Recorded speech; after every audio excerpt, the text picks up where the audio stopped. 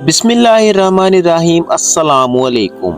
नाजरीन, मोहम्मद बिन अरवा जब यमन के गवर्नर बन के शहर में दाखिल हुए तो आपके इस्तकबाल के लिए लोगों का एक हजूम इकट्ठा हो गया। लोगों को यकीन था कि गवर्नर नए वादों की तमहीद के साथ एक लंबी चौड़ी तकरीर करेंगे, लेकिन इसके बरक्स मोहम्मद बिन अरवा ने एक लाइन की तकरीर की और चुप कर गए। आपने कहा, लोगों, ये मेरी सवारी, मेरी मलकियत है। इसके सिवा यहाँ पर से कुछ भी लेकर पलटूं तो मुझे चोर समझा जाए। ये उमर बिन अब्दुल अजीज का दौर था। फिर तारीख ने देखा कि बिन अरवा ने यमन में बेहतरीन इस्लाहात की और खुशहाली का दौर दौरा हुआ। यमन को एक अमन और सलामती का गहवारा बना दिया गया। इस्लाम का और अदल इंसाफ का परचम बुलंद हुआ।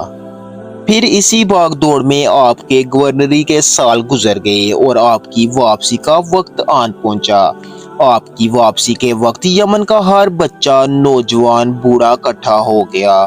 आपके जाने पर हर आंख अश्क बार थी। एक हजूम इकट्ठा हुआ जो आपको अलविदा कहने और इनकी आखिरी तकरीर सुनने को आया था।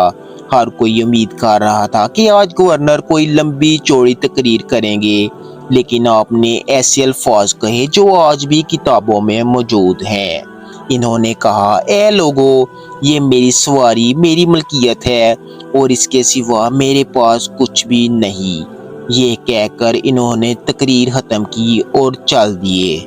नाजरीन, ये थे वो सुल्तान और बादशाह जिनकी मिसाल किताबों में आज भी मिलती है, और हमारे हुक्मरान इस सोच में बैठे हैं कि हम लोगों को जवाबदार नहीं। अल्लाह की लाठी बहुत बेआवाज है और जब वो पड़ती है तो बड़े बड़े महलों और सल्तनतों के मालिक सब कुछ गवा बैठते हैं।